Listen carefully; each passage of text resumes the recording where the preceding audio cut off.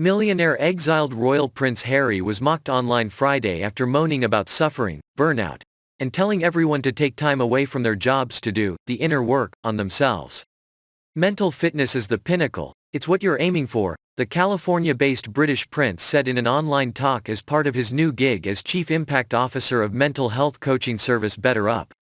Harry admitted he had experienced burnout, saying, "I was burning the candle at both ends."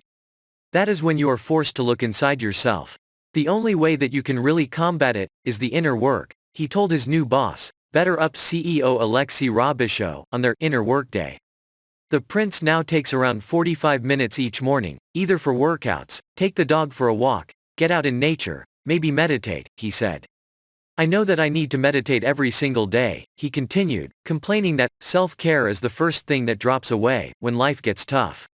Harry, who famously walked away from his role as a senior royal, put the onus on businesses, suggesting that bosses tell their staff, everyone's gonna have today focusing on themselves. If everybody was doing that, the shift in global consciousness and awareness and self-awareness would be enormous, would be vast, he said, calling it a cycle of connectivity. Even those without such understanding bosses should also meditate and do the inner work, he said. The good thing is you can make time, and if you don't have time, then you probably need to make time even more, he told Robichaud.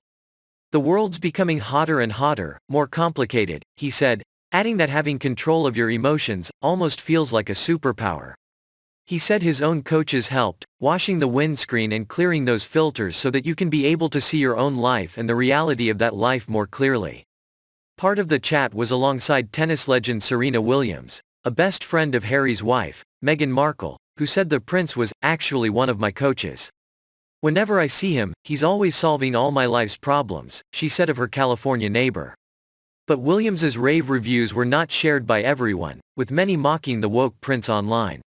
Prince Harry increasingly sounds like a candidate for the much-missed Transcendental Meditation Party, whose chief policy involved curing traffic jams by encouraging everyone to levitate through the power of thought.